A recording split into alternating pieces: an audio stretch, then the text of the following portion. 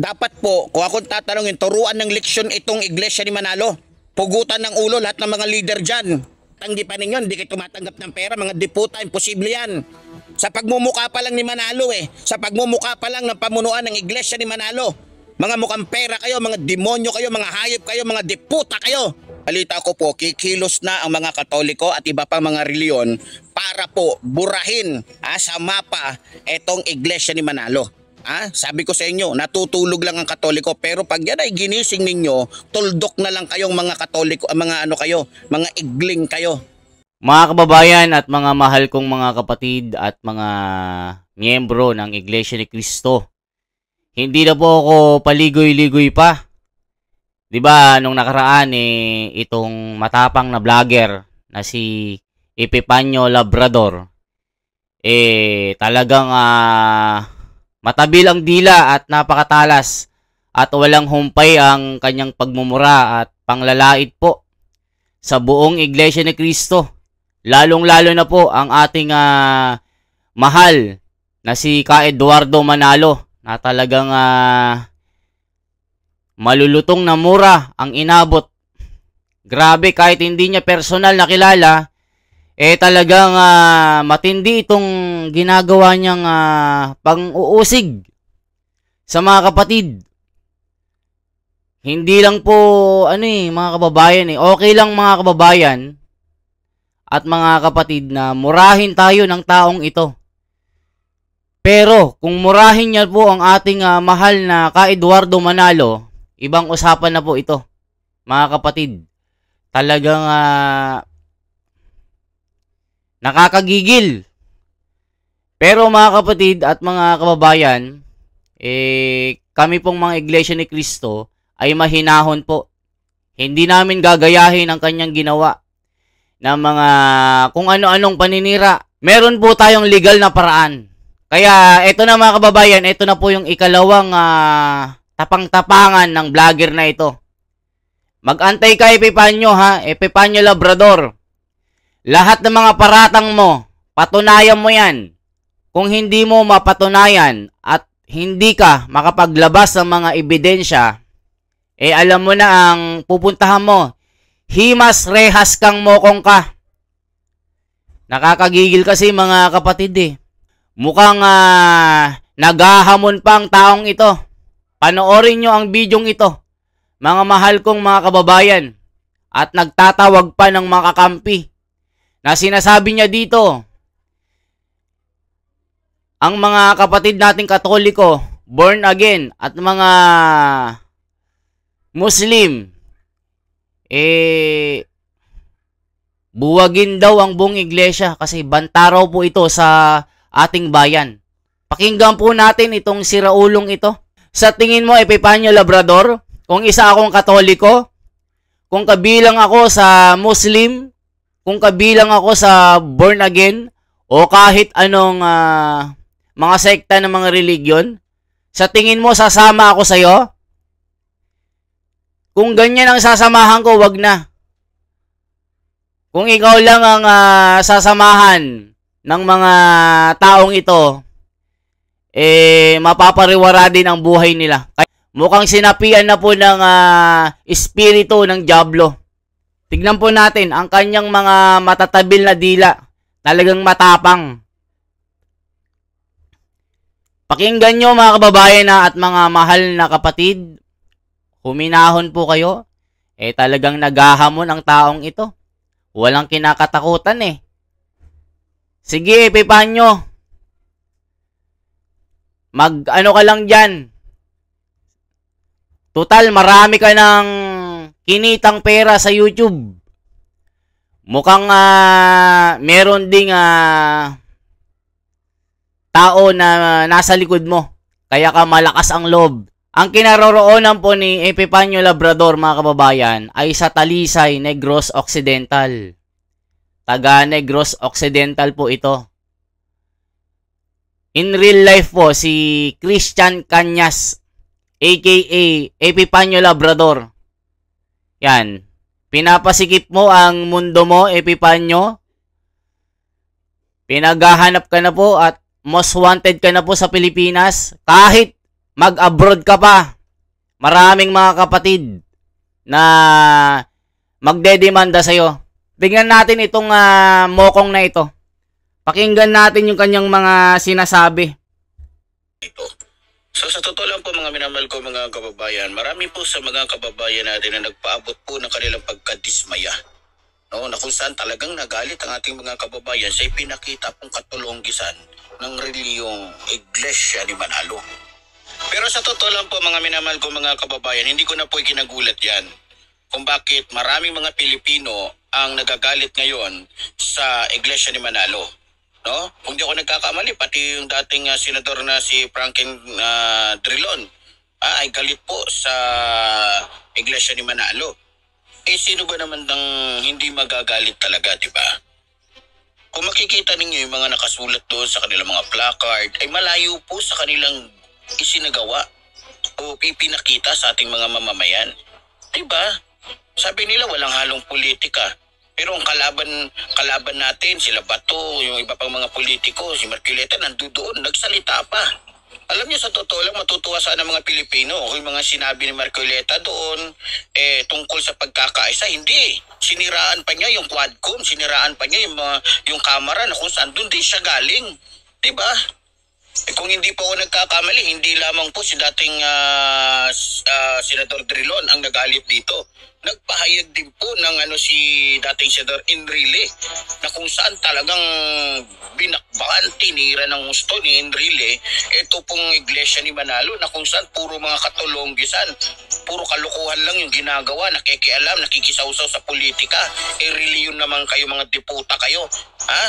Kaya sabi ko nga mga minamahal ko mga kababayan, delikado po ang ating bansa sa reliyon nito ni Manalo. Darating po talaga yung panahon, yung punto na kukontrolin ng iglesia ng tao itong ating bansa. Nakita nyo naman, sinungaling. Malayo sa kanilang isinulat sa mga placard na dala nila yung kanilang ginawa. Kung talagang peace rally yan, hindi sana ipinahintulot nitong mongoloid na leader nila na si Eduardo Manalo na kung titignan mo sa pagiging demonyo talagang jablo tong hayop na to, pati magulang, kapatid, ipinakulong, ginawa ng kwento, ginawa ng kasalanan para lang makulong, para hindi magawa ng pwesto. Ibiro mo sabi. O mga kababayan, grabe ang bibig ng taong ito. Grabe ka, Epifanio Labrador. Kami nga, ginagalang namin ang aming leader na si Ka Eduardo Manalo. Tapos ikaw lang ang kukutya at sasabihang mongoloid ang aming leader? Mga kapatid at mga miyembro ng Iglesia ni Cristo, huminahon po kayo. Ang taong ito ay talagang iba ang bibig, mga kapatid at mga abogado. Ano na po ang may isasampa na kaso dito? Libel case po ito. Isang matinding paninirang puri. At yung mga pamimintang niya talaga, sagad-sagaran na po, mga kapatid at mga kababayan. At nangihikayat pa ito ng ibang tao na ang Iglesia ni Cristo daw ay isang malaking banta sa buong bansa. Na kung hindi daw mapipigil ito, magiging sakit daw ng bansang Iglesia ni Cristo. Baka sakupin na daw ng Iglesia ni Cristo ang buong bansa pag hindi daw mapigil. Grabe mga kababayan. Pati mga politiko, naglabas na daw din ng sama ng loob kontra sa sinagawang rally ng Iglesia ni Cristo. Grabe ang taong ito. Talagang hindi na mapigil ang bibig nito. Mga mahal kong mga kababayan, matindi itong ginagawa ng taong ito. Christian Cañas, aka Epifanio Labrador, na merong 160,000 subscribers. Siniyasat ko po yung kanyang mga vlog, mga kababayan. At talagang meron po siyang mga kinakampihang mga politiko. Nakita nyo naman yung background ng kanyang studio. Makikita nyo po yung mga picture dun kung sino yung mga politikong ito. Ito ba ang vlogger nyo? Ito ba ang magtatanggol sa inyo? Kung ito ang vlogger nyo, ito ang magpapabagsak sa mga pangalan nyo. Ito ang tatapos sa karir nyo. Kung sino man ang amo nito, ni Epifanio Labrador na pinagtatanggol niya, pinagtatanggol niya yung yung pro impeachment, mga kababayan. Nagalit siya kay Marcoleta. Na talagang tinawag pa niyang meron siyang mga kataga na salita na nakakasakit po ng damdamin. Hindi lang Isipin mo ang ating mahal na kapatid na si Ka Eduardo. Talagang walang humpay na tinatawag niyang mongoloid. Grabe itong taong ito, mga kababayan. Masakit sa dibdib namin ng mga kapatid sa Iglesia ni Cristo na ganon-ganon na lang na pagsalitaan mo. Lagi nga naming pinapanalangin yan sa tuwing pagsamba sa tuwing matutulog kami na sana ay nasa mabuti siyang kalagayan. Bigyan pa siya ng malakas na pangangatawan. Tapos ikaw, mumurahin mo lang ito si kapatid ni Ka Eduardo Manalo. Umayos ka, Epifanio Labrador. Marami kang makakalaban dito sa buong mundo ng mga kapatid na Iglesia ni Cristo. Nakahanda na ang mga demanda sa iyo. Wanted ka na sa buong Pilipinas. Kung ang ginagawa mo ay garabalan, hindi kami gagawa ng masama para sa iyo. Merong batas na magpaparusa sa mga ginagawa mo. Yan ay isang libel case, mga kababayan. Grabe ang bibig mo. Anong klaseng tao ka? Hindi mo personal na kilala ang aming tagapamahalang pangkalahatan ng Iglesia ni Cristo. Wala kang marinig na mga galing mismo sa bibig niya na mga paninira sa mga personalidad na tumitira sa kanya. Na mga vlogger na walang sawang paninira sa buong Iglesia ni Cristo. Pinapasama ang imahe ng Iglesia ni Cristo. Kami, lagi namin siyang pinapanalangin na maging maayos ang kanyang kalusugan. Patnubayan siya ng Panginoong Diyos. Tapos, yung bibig mo ay grabe. Mga kababayan, itong taong ito. Mga kapatid, huminahon po kayo kasi ibang klase ito. Meron pa siyang babanggitin dito na ikakagulat nyo. Meron nang ginawa dati ito, pinatawad po ito ng mga kapatid sa buong iglesia dahil meron siyang ginawang paninira nung nakarang taon na nagtatago daw ng bigas ang Iglesia ni Cristo sa mga malalaking imbakan na warehouse. Lahat ng mga paninira niya, hindi niya napatunayan. At itong taong ito ay humingi ng tawad sa kabuuan ng Iglesia ni Cristo. Pinatawad po ito, mga kababayan. Ngayon na naman, nagtatapang-tapangan na naman ang taong ito. Tignan pa natin ang tapang ng taong ito, mga kababayan. At kayo nang humusga. At sinasabihan niya na tinatakot daw siya kung ano-anong mga nagpi-PM daw sa kanya. Kaming mga Iglesia ni Cristo, hindi ganyan. Sinasabi ko na sa iyo. Ang haharapin mo ay maghihimas ka talaga ng rehas, Epifanio Labrador.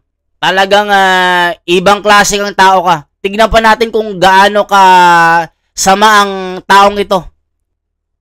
Huminahon po tayo, mga kapatid. Talagang pati ako, mga kapatid, nanggigigil sa taong ito. Pero tayo kasi, hindi naman tayo kagaya nila na marahas. Tayo ay meron tayong doktrina na hindi natin sisirain ang pagiging Iglesia ni Cristo natin. Ibiro mo, sabihin ba naman nila, peace rally lang daw. Ha? Yung kanilang ginagawa is peace rally. Hindi pa mumulitika. Walang nga. Rinig na rinig ng buong bansa. Gusto nilang turuan, gusto nilang kontrolin ang Kamara para pigilan yung impeachment complaint laban dito sa magnanakaw na anak ni Rodrigo Roa Duterte na si Sara. Sa totoo lang mga kababayan, sa nakikita ko, lumalaki po yung ulo ng iglesia ni Manalo Akala mo na kung sino ng mga siga, akala mo kung sino ng makapangyarihan talaga itong mga hayop na to Baka nakalimutan ninyo, reliyon kayo. Ha? Dapat wala kayong kinalaman, wala kayong koneksyon sa politika. Tangina ninyo. Kitang-kita na yung mga galawan ninyo, mga kupal kayo. Ha? Iglesia ba talaga kayo ni Kristo o iglesia kayo ni Manalo, mga dimuho kayo? Di pa banta-banta pa kayo sa akin? Putang ina ninyo. Isa lang masasabi ko sa inyo. Kahit 100 beses pa kayo mag-rally, hindi kayo susundin ng gobyerno. Mga tangina ninyo. Narinig nyo po mga mahal kong mga kapatid at mga kababayan? Kung kayo ba ay isang Katoliko, miyembro ng Islam, born again o kahit ano pa, ito ba ang papanigan nyo? Nasa katwiran ba ang taong ito? Mga kababayan? Nakita nyo ba na merong ginawang paninira ang isinagawang rally ng Iglesia ni Cristo? Nakita nyo ba na nagsalita ng masasama ang kapatid na Rodante Marcoleta? Mga kababayan, i-replay nyo po ang video na ito.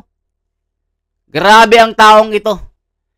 Talagang siniraan ng buong Iglesia ni Cristo. Ang masakit sa amin, mga kababayan,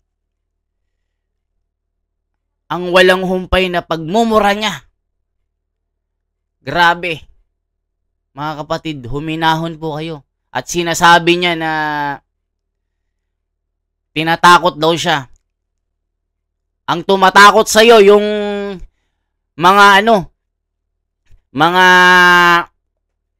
kumakalaban din sa Iglesia ni Cristo. Grabe ka. Ibang klase ang bibig mo. Epipanyano Labrador o aka Christian Cañas ng Talisay, Negros Occidental. Sinasabi ko sa iyo, haharap ka sa mga patong-patong na kaso. Ang birada mo, diretso kulungan ka. Nakakagigil mga kapatid Viral na po siya sa buong social media. Kung matatandaan nyo po, merong radio personality ang kinasuhan sa buong Pilipinas dahil sa pagmumura din niya sa buong Iglesia ni Cristo at paglapastangan niya po kay Ka Eduardo Manalo. Humingi ng sorry. Kung kilala nyo po ito, kapatid ito ng 3 brothers ito Yung isa doon, yung matigas ang ulo at tapang-tapangan. Nung dinimanda ng mga kapatid, bumahag ang buntot. Epipanyo Labrador, aka Christian Cañas. Kung itong kilalang tao na ito ay bumahag ang buntot dahil humarap sa mga patong-patong na kaso, humingi ng tawad sa buong Iglesia ni Cristo, ikaw pa kaya na kutong lupa? Gigigil ako dito, mga talagang ibang klase ang bibig Tignan natin. Ito nga kinasuhan ng Iglesia ni Cristo Lahat ng mga kapatid humingi ng tawad at bumahag ang buntot Tignan natin kung hanggang saan yung tapang mo. Yung isa pa na leader ng ng isang religion na ng ibang bansa, dinamanda din siya ng buong Iglesia ni Cristo. Nasaan siya? Tumira doon sa sa Brazil. Hindi nakauwi. Anong nangyari sa kanya? Pinarosahan ng Diyos. Lahat po ng mga lumalapastangan sa aming namamahala. Basta wala sa katwiran, pinaparusahan ng Diyos. Yan po ang totoo. History na yan. Tignan pa natin ang kabastusan ng bibig na ito, ng kumag na ito. Pero hindi ko pinatatamaan dito yung mga matitinong iglesia ni Kristo na talagang kay Kristo naglilingkod. Malinaw yan ha. Pero, ulitin ko, ang tinitira ko rin dito, yung mismong pinuno ng iglesia ni Kristo na malademonyo yung pag-iisip, di puta ka, mongoloid ka. Biro mo, yung rally ginamit pa ni Bato, pinahintulutan ng iglesia ni Manalo na magsalita si Bato de la Rosa na animoy akala mo ay biktima, akala mo ay inaapi. O mga kababayan, grabe, ginamit doon ng mga politiko yung rally. Si Bato de la Rosa, si Robin, at iba pang mga nagpunta doon. Epifanio Labrador, yung mga yon hindi inimbita ng Iglesia ni Cristo, nagpunta yon. Mga kusang loob na nagpunta doon, hindi nag-imbita ang Iglesia ni Cristo ng mga politiko. Wala ka kasi sa katwiran kung anong lumalabas sa utak mo. Kung anong klaseng tao ka. Yung mga salita na pinapalabas mo sa bunganga mo ay talagang mabaho. Parang tae talaga ang bibig mo. Tignan natin kung hanggang saan yung tapang mo. Marami kang kasong haharapin. Maghihimas ka talaga ng rehas. Sinasabi ko sa'yo. Ang mga kapatid, hindi ito mapapalampas. Itong ginawa mong kabastusan na ito. Sabi ko nga sa'yo okay lang na murahin mo kami. Huwag lang ang kapatid na ka Eduardo Manalo. Talagang masakit sa dibdib namin ito. Pakinggan pa natin kung gaano kabastos ang taong ito. Mga kababayan, hindi ka makakapagtago. Lahat po ng intel na mga kapatid, kapitbahay mo, maraming mga kapatid sa buong Pilipinas. Maliit lang ang Talisay Negros Occidental. Haharap ka sa kaso. Kung ang mga ginagawa mo ay puro basura, nang lalait ka, kung ano-anong mga ginagawa mo para lang maging viral ka, hindi namin gagawin yan.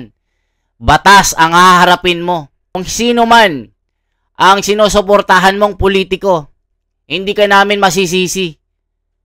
May sarili kang pag-iisip. At sasabihin ko rin sa mga sumusuporta at sinusuportahan ng taong ito, yung mga politiko na sinusuportahan ng taong ito, masisira kayo dito. Masisira ang pangalan nyo. Ito ang kababagsak ng pangalan nyo.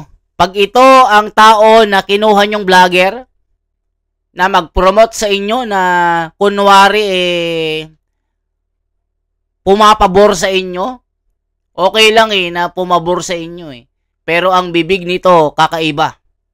Ibang klase, sinaniban na ng masamang espiritu ito. Ibang klase ang bibig nito. Mga kababayan at mga kapatid na Iglesia ni Cristo. Tingnan nyo yung mga comment section niya. Binubugbog siya ng mga comment. Sa tabas ng dila niya. Sa sama ng bunganga niya. Yung comment section, libo-libo. May 10,000 ng comment. Yung isang video niya dito, hindi ka makapag-comment sa video niya kasi naka-off yung comment section. O kala ko ba matapang ka? Ba't nag-off ka ng comment section? Akala mo ay biktima, akala mo ay inaapi. Pero ang totoo, sila tong mang-aapi. Sa totoo lang mga kababayan, talagang nakakagalit talaga Nakita nyo ba? Ginamit yung pagkakataon ni Bato de la Rosa, ginamit niya yung pagkakataon na yon para magsalita. Na para bagang gusto niyang palabasin, ipakita sa taong bayan na yung rally na yon ay para sa kanila, para kay Sara, para kay Bato, para kay Bongo, para, di ba? Sa totoo lang, nakakagalit talaga. Anong ginawa ng pamunuan ng Iglesia ni Cristo? Ako, duda ako dito. May nangyaring may nangyaring lagayan dito na kung saan ginagamit ng pamunuan ng Iglesia ni Manalo ang kanilang mga membro para magamit naman ng mga demonyong politiko katulad ni Bato de la Rosa, ni Bongo, ni Sara at iba pa. Lalong-lalo na ito ni Marcoleta na lumuluwa na yung mata sa pagiging kupal. Pero ganoon pa man mga minamahal ko mga kababayan, balita ko po kikilos na ang mga Katoliko at iba pa mga reliyon para po burahin sa mapa etong Iglesia ni Manalo. Sabi ko... O mga kababayan, narinig nyo po ang sama ng bibig nito? Kumikilos na daw ang ibang mga religiyon, mga Katoliko at iba pang mga malalaking religiyon sa Pilipinas para sugpuin daw ang Iglesia ni Cristo. Mga kababayan ko at mga kapatid, huminahon po kayo. Itong taong ito, walang kakampi dito sa sama ng ugali, sa sama ng mga lumalabas sa kanyang bunganga na parang tae. Kung totoo, kung meron siyang mailabas na mga ebidensya, ipakita niya. Kung meron kang mailabas na bayaran, nagkaroon ng lagayan, na sinasabi mo, na mga pinaparatang mo, hiwa-hiwalay na kaming mga magkakapatid. Hiwa-hiwalay na kami. Epipanyo Labrador. Ipakita mo yung ebidensya mo ha. Pag meron yan, hiwa-hiwalay na kaming mga magkakapatid sa Iglesia ni Cristo. Kung meron kang matibay na ebidensya na nagkaroon ng lagayan, nagkaroon ng bayaran sa raling yan, tignan pa natin. Talagang ang sama ng talas ang bibig nito. Para po burahin sa mapa etong Iglesia ni Manalo. Sabi ko sa inyo. Buburahin na daw ang Iglesia ni Cristo sa mapa. Ang tindi mo, Epipanyo ha, panindigan mo yan, Epipanyo Labrador ha. Yung mga sinasabi mo. Kung ako ang Katoliko, kung ako ang Muslim, kung ako miyembro ng Born Again, hindi ako sasama sa'yo. Yung lumalabas sa bibig mo, ang baho, pagmumukha mo pa lang, para kang sinapian ng masamang espiritu eh. Ang mukha mo, parang may ganun eh. Ibang klase mga kababayan, parang hindi na siya tao. Parang merong something sa tao na ito na sinasaniban talaga siya ng masasamang espiritu para usigin ang buong Iglesia ni Cristo. Tignan pa natin kung gaano katapang ito. Para po burahin sa mapa etong Iglesia ni Manalo. Sabi ko sa inyo, natutulog lang ang Katoliko, pero pag yan ay ginising ninyo, tuldok na lang kayong mga Katoliko, mga igling kayo. Tuldok na lang kayo sa dami ng Katoliko, tandaan ninyo, 1% lang kayo sa dami ng Katoliko. Wala ginagago nyo yung mga Katoliko, ginagago nyo yung ibang mga religion, akala nyo talaga kayo na yung pinakamalakas. Malakas lang kayong manloko, malakas lang kayong mambudol, malakas lang kayo na kulto kayo dahil pera-perang labanan ninyo dyan. Alam niyo, sa totoo lang, kumpirmado po na talagang binigyan po ng bilyon-bilyon ng mga kalaban natin ito pong pamunuan po ng Iglesia ni Cristo. Kaya po ganito, nagsagawa agad sila na animoy peace rally kuno. Pero ang totoo, pamumulitika pala. Biro... Mga kababayan at mga kapatid, kumpirmado daw na nagkaroon ng bayaran. Matindi talaga itong paratang na ito. Grabe! Epipanyo Labrador, ihanda mo ang ebidensya mo. Kung meron kang may pakitang ebidensya, kita-kita tayo sa korte.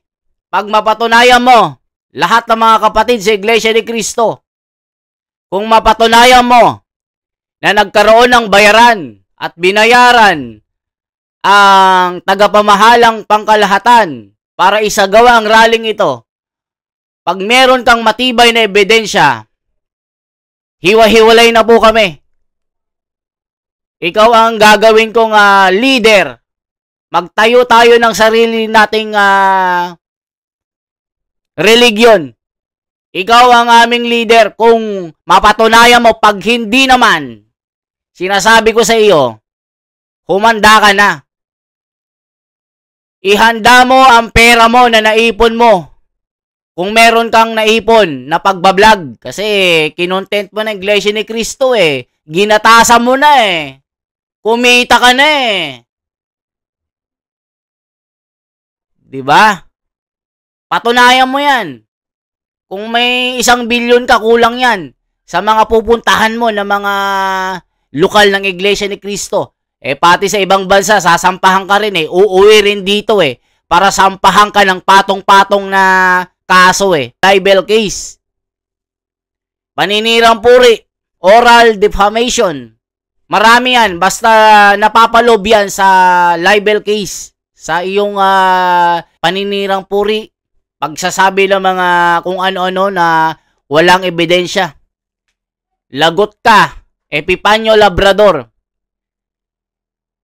Makakaihi ka sa salawal. Pag talagang humarap ka sa korte, talagang masakit sa dibdib namin itong ginawa mong ito. Matindi kang magsalita. Ginagalang po ang aming leader sa lahat ng mga hari ng bansa, buong daigdig. Kilala po ang Iglesia ni Cristo na tumutulong sa ating mga kababayan sa mga nalindol, mga sinalanta ng mga baha, mga bagyo, kung ano-anong kalamidad. Tinutulungan ang mga nagugutom, nagbibigay ng mga pabahay, libreng paaral sa mga hindi makapag-aral, nagbibigay ng mga livelihood sa Africa, tinutulungan ang mga mahihirap doon, kinakalingan ng pamamahala. Sa Amerika, kinikilala ang Iglesia ni Cristo. Ginagawa nitong kadakilaan. Dahil sa aid to humanity na tinatawag. Naglalakihang mga kapilya. May Philippine Arena. Bumibili ng mga property ng iba't ibang mga religion na hindi na ma-maintain ang pangangailangan ng kanilang simbahan. Dito po sa Iglesia ni Cristo. Tumingin ka na lang sa Central. 1.5 ang empleyado doon na nagme-maintain. Wala kang makitang tumutulo sa bubungan. Wala kang makitang hindi nakapintura. May escalator, may elevator. Napakalaki. Tumingin ka sa iba't ibang panig ng buong mundo. Lahat may Iglesia ni Cristo. Hindi umaasa sa mga politiko na ayon sa mga sinasabi mo, kaya mayaman ang Iglesia ni Cristo ay humihingi ng mga pabor, humihingi ng pera sa mga politiko. Nagkakamali ka.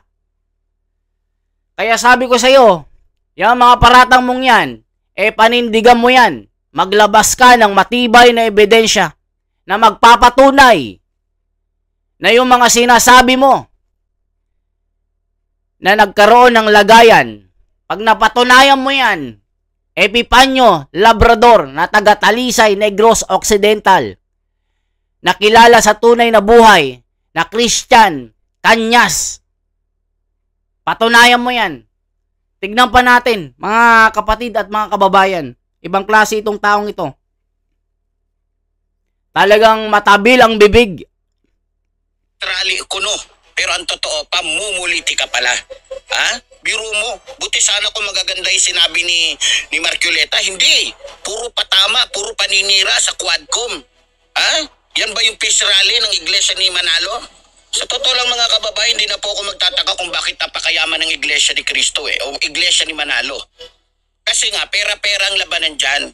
Kahit masama, kahit gago, kahit demonyo, basta mabigyan lang sila ng pera, gagamitin yung mga membro nila, kahit hindi na maganda yung kanilang purpose, kahit hindi na maganda yung kanilang ginagawa. Biro mo, napakatanga ng mga Iglesia ni Cristo ni Manalo. Diba? Peace rally, tas pinagsalita yung mga kalaban ng ating gobyerno. Pero ganun pa man, ayokong lahatin. Kasi balita ko, may ilang mga iglesia ni Cristo na nung nagsalita itong si Marcoleta ay nagsialis at nadismaya talaga. Dahil tulad po ng sinabi ko, sino ba namang hindi madidismaya? Peace rally, may mga politikong nagsalita, tapos yung mga sinasabi hindi na related doon sa kanilang sinasagawang peace rally. Diba? Panggagago nga Hindi na tayo magtataka talagang gago itong iglesia ni Manalo. Sa totoo lang mga kababayan, kung kikilos lahat ng reliyon sa ating bansa para turuan ng leksyon itong iglesia ni Manalo, kukuyugin to. Walang magagawa ito dahil tuldok lang to sa dami ng Katoliko, tuldok lang to sa dami ng mga Muslim, tuldok lang to sa dami ng mga born again. Ito lang ang gusto kong sabihin sa mga iglesia ni Manalo Reliyon kayo. Sa Diyos kayo maglingkod. Dapat yung inyong mga kilos ginagawa, merong involvement o merong connection sa paglilingkod sa Diyos. Mga putang ina ninyo. Magkano binayad sa inyo ni Bato de la Rosa? Akala ninyo hindi namin alam? Akala ninyo hanggang ngayon tatanggi pa ninyo, hindi kayo tumatanggap ng pera, mga diputa, imposible yan. Sa pagmumukha pa lang ni Manalo sa pagmumukha pa lang ng pamunuan ng iglesia ni Manalo. Mga mukhang pera kayo, mga demonyo kayo, mga hayop kayo, mga diputa kayo. Maliban lang doon sa mga matitinong iglesia ni Cristo na mayroong pagkakakilala talaga o pagkatakot sa Diyos na lumika ng langit at lupa. Hindi ko nilalahat Tamaan. Tamaan na ang matamaan sa sinasabi ko. Pero lilinawin ko, hindi ko nilalahat. Pero kung tatanungin nyo kung tinitira ko dito yung pamunuan ng iglesia ni Cristo, yes! Dahil hindi mangyayari yung mga yun kung hindi pinahintulutan ng leader ng iglesia ni Manalo. Sa totoo lang, ayusin ninyo. Masyado na kayong umaabuso, masyado na kayo nagiging mayabang. Akala niyo kung sino na kayo.